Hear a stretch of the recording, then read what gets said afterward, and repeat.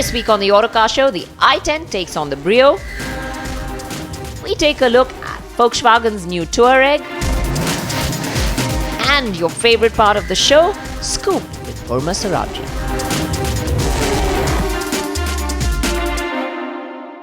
Hello and welcome to the Autocar Show. Now, Hyundai's i10 has been a car that's largely popular in the Indian market and for many good reasons. This is a car that's fuel efficient, it's well equipped, it's got a peppy engine, it's easy to use, and of course it's well priced. But of late, it's got competition from a very unexpected quarter. Hyundai's Brio. Now, technically, this is a car that's a segment above. But we're in for this comparison today because Honda has positioned this car with a pricing that's dangerously close to the i10, serving up a lot of competition. Does the i10 really have to sit up and take notice and watch its back? Well, we're going to find out in this face-off.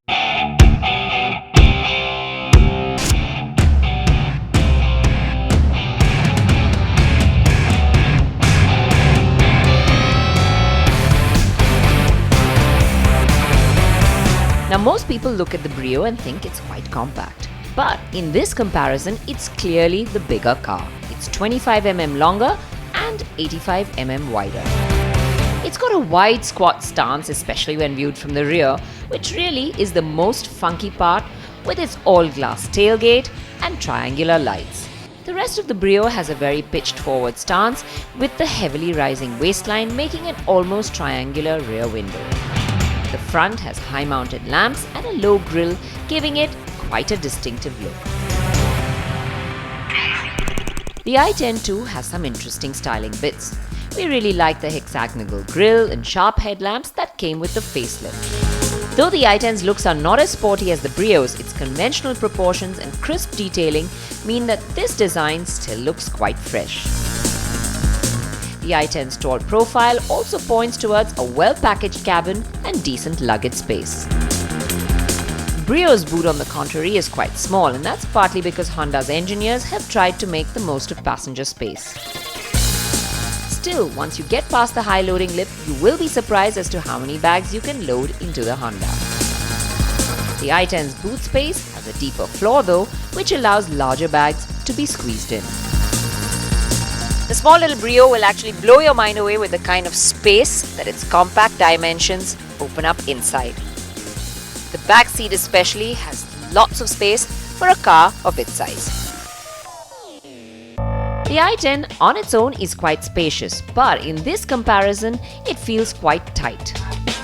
The rear seats too are quite upright and have harder cushioning as compared to the ones of the Brio that feel more comfortable. The Brio's front seat wins too, with great visibility, but one misses the seat height adjust. And the dashboard is well built.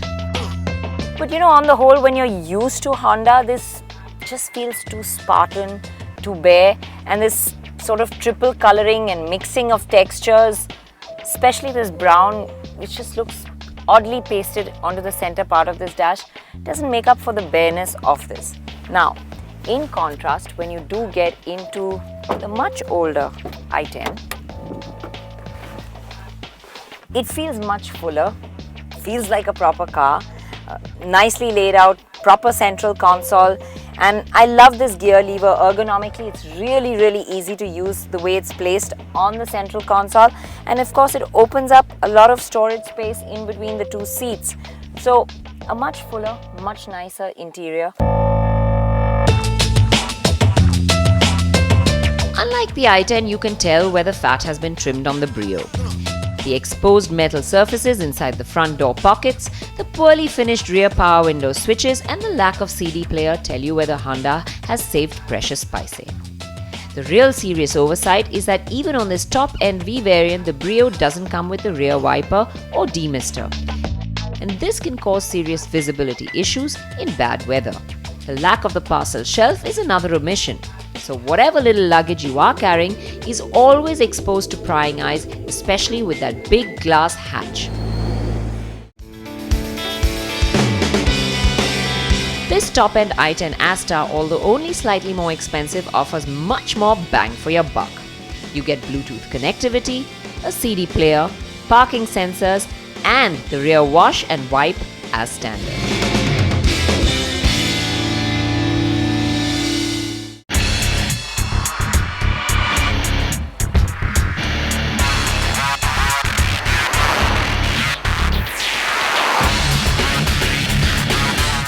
Hyundai's 1.2-litre Kappa engine in the i10 impressed us when we first drove it, and it still does. It's a peppy, responsive engine. And from the word go, when you put your foot down, it sort of leaps forward into action, making it quite fun to drive and actually very, very easy in city traffic. You require minimal gear changes in this one, and it's very comfortable and easy to drive. Like any other Honda motor, the Brio's engine is free revving and constantly urges you to visit the red line. The peppy motor makes the Brio feel light and agile to drive and gives it a good turn of pace when you want some extra performance. However, it does lack some low-speed punch because the peak torque arrives at a higher engine speed than at the i10. The slightly taller first, second and third gears also mean that you have to downshift more frequently. That said, the Honda's motor is easily the more refined of the two. The engine is extremely smooth and doesn't feel strained even in the upper reaches of its rev band.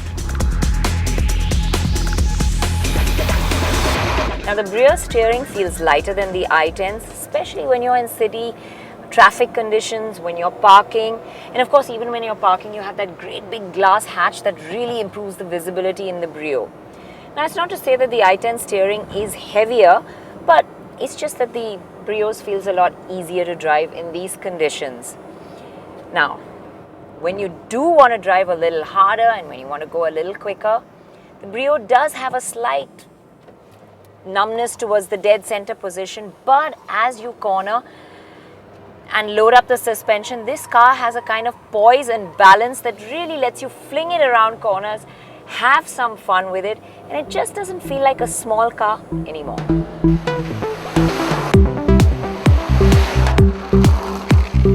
In fact, the Brio really surprises you with the kind of balance it has around the corners, especially for a car this size.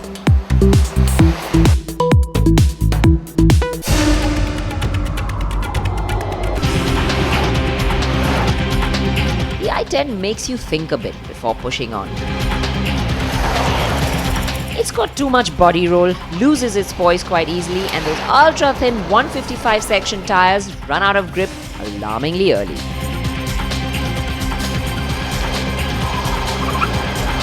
The i10 suspension is really not as well sorted out as the Brio, and it tells on the ride quality too. It's decent at low speeds, but when you up the pace, it bobs around way too much. Now compared to the i10, the Brio's backseat is not only comfortable because of space, but because of ride quality as well. This is a much flatter, more even, more balanced ride. It's less choppy, especially at higher speeds. You don't tend to get tossed around in this backseat. Even at low speeds, it absorbs quite a bit of the bumps and potholes. It's quite smooth. It only gets caught out by bigger bumps and potholes, but that's to be expected in cars of this size.